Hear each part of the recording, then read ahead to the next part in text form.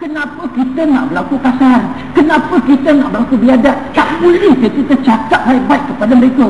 Kita terangkan supaya mereka boleh menghormati surau dan juga masjid. Dan bukannya mereka nak mencemarkan masjid dan juga surau. Sebab itulah terdapat perbezaan.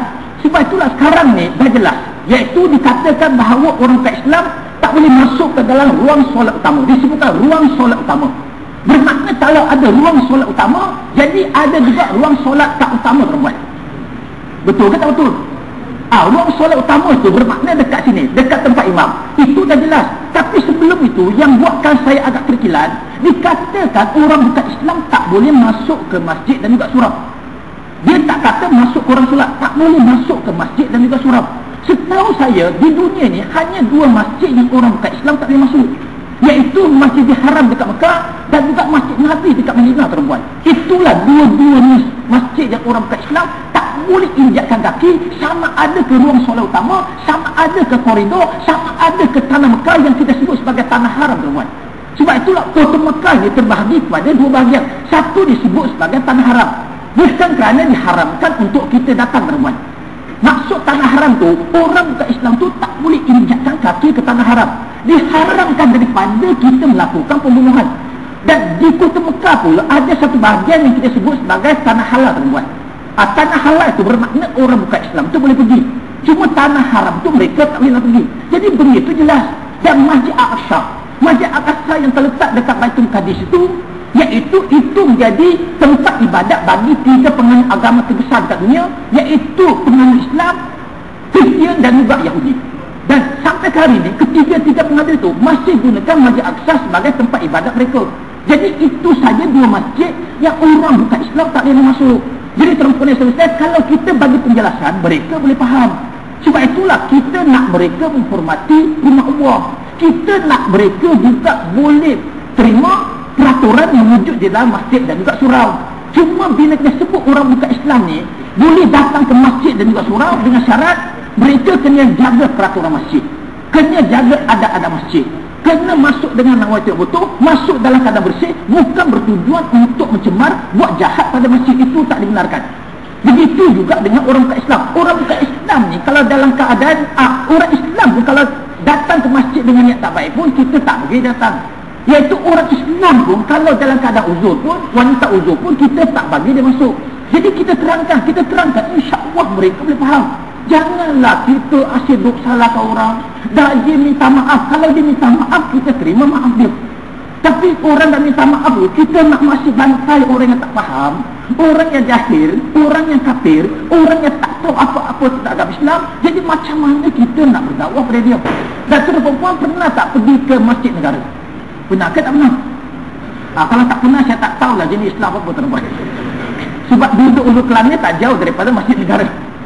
Masjid negara itu, kalau kita pergi tiap hari beribu-ribu pelancong daripada luar pergi ke masjid negara. Mereka pergi melawat masjid, iaitu memang ada satu usaha menggalakkan pelancong ke Islam datang ke masjid. Pasal apa? Sebab kita nak berdakwah kepada dia. Dan ternyata ada di kalangan para pelancong itu yang datang ke masjid, akhirnya terbuka pintu hati dia untuk peluk agama Islam. Dan kita berjaya Islamkan beberapa pelancong dekat masjid negara. Begitu juga dengan Masjid Putrajaya, iaitu setiap hari terima kunjungan pelancong yang datang daripada Korea, yang datang daripada Jepun, datang daripada China, datang daripada Hong Kong, datang daripada Filipina, datang daripada India yang bukan beragama Islam, tuan-tuan. Sebab itulah kita bagi penjelasan. Kalau bagi penjelasan, insya-Allah tak ada masalah, tuan-tuan. Dan kalau dikatakan orang bukan Islam ni totally tak boleh datang ke masjid dan juga surau, saya rasa penjelasan itu tak begitu tepat, tuan-tuan. Sebab masjid ni ada tengah-tengahnya orang Cina juga yang buat, tuan-tuan. Saya minta maaf, kontraktor Cina juga buat. Jadi tuan-tuan yang sama sekalian, dan kerana itulah maka kita minta kalau boleh, sebab kita betul-betul nak tarik orang Cina kepada agama Islam. Sebab berbanding dengan kaum-kaum yang lain, orang Cina lah yang paling mudah untuk kita Islamkan, orang Cina lah yang paling mudah untuk terima agama Islam. Dan saya ingin ulangi sekali lagi pada malam ni, ikut kita punya statistik yang ada pada Persatuan Cina Malaysia, yang ada pada pihak berkim, yang ada pada jabatan-jabatan agama Islam, pihak berkuasa agama Islam dekat Malaysia ni, orang Cina lah yang paling ramai peluk agama Islam. Bukannya orang asli, tapi seolah-olahnya pada anggapan kita, orang asli lah yang paling ramai peluk agama Islam. Itu tidak benar, teman. Kita pernah tak pergi ke tempat orang asli? Gombak itu tak kira tuan-tuan. Gombak itu dah kira asli moden tuan-tuan. Maksud saya orang asli yang duduk dekat kawasan pedalaman, dalam kawasan hutan. Saya biasa pergi dekat Cameron Highland. Nak masuk ke tempat itu dulu kena minta permit daripada KDN. Bukan semua orang boleh masuk. Saya pernah juga masuk ke dalam kawasan hutan orang asli dekat Tapa di Perak, di mana orang asli dekat sana masih tak tanam mayat dia dalam tanah. Mereka gantung, mereka letak keranda mereka di atas pokok-pokok tuan-tuan. Tuan-tuan tak pernah tengok keadaan tersebut. Jadi kalau kita pergi ke tempat orang asli ni, kita jangan terkejut. Kalau kita bertanya padanya, mereka ni Islam ke bukan Islam, mereka akan jawab, saya sudah 5 kali masuk Islam, 6 kali masuk Kristian tuan-tuan. Sebab itulah seolah-olah kelihatan orang asli ni ramai yang masuk agama Islam. Di mana datangnya orang Islam, dia masuk Islam. Datang orang Kristian, dia masuk Kristian. Datang pula pengembang agama Bahai, dia masuk Bahai tuan-tuan. Itu sifat orang asli tuan-tuan. Jadi saya minta kalau boleh, sebab kita cuba mewujudkan perpaduan dalam masyarakat kita, sebab asas itu penting untuk kita menyebarkan agama Islam, untuk menyampaikan Islam, untuk menunjukkan betapa cantiknya Islam ni, untuk menyelesaikan masalah yang kita hadapi pada hari ini. Sebab masalah yang kita hadapi ini semua itu sama tuan-tuan. Tak ada orang yang suka pada masalah pembuangan bayi. Bukan saja orang Melayu tak suka, orang Islam tak suka, orang Cina juga tak suka. Mereka juga merasa bimbang dan juga risau dengan masalah pembuangan bayi tuan-tuan. Sebab itulah kita kena tunjukkan pada mereka satu cara untuk menyelesaikan masalah buang bayi ialah kembali semula pada Islam. Bukannya menyanyi terus. Menyanyi takkan menyelesaikan masalah. Dan masalah buang bayi tidak akan selesai dengan menyanyi lagu Suara Tanpa Harapan tuan-tuan. Pernah dengar ke tak pernah dengar? Saya suka dengar lagu itu tuan-tuan. Sebab lagu itu dia melodi dia sedap, dia punya liriknya jelas, ada mesej. Dan kalau kita dengar menusuk masuk sampai ke dalam kalbu, iaitu tapi itu hanya bersifat sementara waktu saja. Iaitu masalahnya dalam masyarakat kita ni, datangnya masalah kita menyanyi, kita buat konsert. Dan banyak kali kita menyanyi tuan-tuan, masalah tak selesai juga. Dan dekat Melaka lagi hebat, nak selesaikan masalah buang bayi ni, ditibukan sekolah untuk gadis hamil tuan-tuan. Buat malu orang Melaka je tuan-tuan. Ada tak orang Melaka pada malam ni? Saya minta maaf tuan-tuan. Masalah tu takkan selesai dengan buat sekolah untuk gadis hamil. Kita kena kembali semula kepada Islam. Islam tu agama praktikal. Islam itu merupakan adil. Islam itu sempurna. Semuanya terangkum dari Islam tuan-tuan. Sebab itulah perempuan yang sekalian, dan salah satu daripada salah faham yang perlu kita betulkan pada malam ni, iaitu selalunya kita beranggapan dan juga berpendapat bahawa rata-ratanya orang Cina ini bukan beragama Islam. Padahal anggapan itu tidak 100% betul tuan-tuan. Ramai orang Cina beragama Islam. Malahan kalau kita pergi ke negara Cina, jumlah penduduk Islam dekat negara Cina, Masya Allah, 10 kali ganda lebih ramai daripada umat Islam yang ada dekat Malaysia ni. Dan oleh kerana kita agak keterbatasan dari segi waktu dan juga masa, jadi pada malam ni saya ada bawa satu buku terbaru saya, di mana buku ini baru keluar pada minggu lepas. Saya rasa kedai buku pun belum masuk lagi, iaitu buku yang bertajuk Mencari Islam di China tuan-tuan. Dan mungkin ada di antara kita tertanya-tanya, kenapa kita nak cari Islam dekat China? Kalau nak cari Islam, cari dekat negara Arab, cari dekat Mesir, cari dekat Turki, paling-paling pun cari dekat Pakistan. Pasal apa kita nak cari Islam dekat negara China? Jadi kalau tuan-tuan nak tahu jawapannya, kena baca buku ini sendiri tuan-tuan. Dan sebenarnya saya tulis buku ni berdasarkan kepada beberapa premis, kepada beberapa sandaran. Di antaranya ialah Nabi pernah sebut tentang negara China. Padahal waktu zaman Nabi tu begitu banyak negara. Ada setengah negara itu hebat, tamadunnya hebat, peradabannya tinggi. Tapi pasal apa Nabi sebut tentang negara China? Mesti ada sebab. Takkan Nabi sebut begitu saja.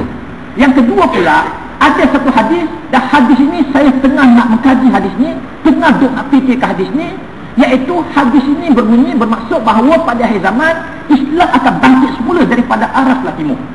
Dan timur itu boleh jadi Malaysia, Indonesia. Itu China juga termasuk dekat sebelah timur. Yang ketiga pula, hubungan orang Arab dengan orang Cina sudah wujud untuk tempoh masa yang cukup lama.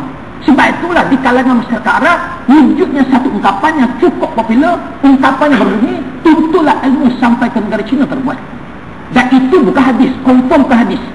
Tuntut ilmu sampai ke negara Cina juga bukan merupakan hadis maudhu', hadis palsu. Itu hanya merupakan pepatah dalam masyarakat Arab. Dan oleh kerana Nabi lahir dan juga membesar dan hidup dalam masyarakat Arab, jadi pepatah itu menjadi popular tuan-tuan. Yang keempat pula, tuan-tuan biasa tak baca Jawi tuan-tuan? Ini Cina pula tanya orang Melayu, biasa tak baca Jawi? Ini pun kurang asam. Sekarang nak tanya lah, Tuan-tuan bawa pernah tak baca Jawi? Biasa baca Jawi ya? Kalau biasa Jawi, pernah tak kita kaji tulisan Jawi? Kalau kita kaji betul-betul, saya nak tanya, iaitu dalam tulisan Jawi ni ada berapa huruf yang bukan huruf Arab, tuan-tuan? Tadi kata biasa baca Jawi. Ada berapa huruf dalam tulisan Jawi itu bukan huruf Arab, betul tak Ustaz?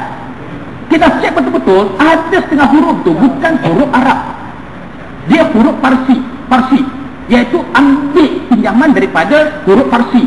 Dan rupa-rupanya kajian yang dibuat mendapati bahawa huruf Parsi yang ada dalam tulisan Jawi itu sebenarnya datang daripada negara Cina, tuan-tuan. Sebab orang yang Arab yang duduk dekat negara Cina itu sebenarnya daripada keturunan Parsi. Jadi ada kemungkinan waktu mereka bawa Islam ke Nusantara, itulah berlakunya asimilasi, percampuran di antara huruf Parsi ke dalam tulisan Jawi. Dan kalau kita pergi ke negara Cina, biasa tak kita dengar tentang Canton, Bandar Canton, Cantonese, orang Cantonese, Canton masih wujud sampai hari ini, Canton. Dan Canton itu nama asalnya zaitun, tuan-tuan. Bukan zaitun samion, tuan-tuan. Nama asalnya zaitun, iaitu zaitun ni berasal daripada bahasa Arab. Di negara Cina itu mana ada zaitun? Tak ada zaitun. Jadi macam mana pula ada bandar zaitun, tuan-tuan? Sebab bandar zaitun itu asalnya merupakan penempatan yang terbesar bagi masyarakat Arab Parsi dekat negara Cina. Dan itulah asalnya daripada nama datangnya Canton yang berasal daripada perkataan zaitun, tuan-tuan. Jadi saya rasa cukup sekadar ini. Jadi saya minta maaflah kepada tuan-tuan puan, kerana sepanjang saya bertazkirah pada malam ni, saya melakukan banyak kekasaran, saya melakukan banyak ketelanjuran, saya melakukan banyak hal-hal yang tak sewajarnya. Semua itu tidak saya sengajakan, dan semua itu mencerminkan kekurangan yang ada pada diri saya. Maka saya akhiri dengan Assalamualaikum warahmatullahi wabarakatuh.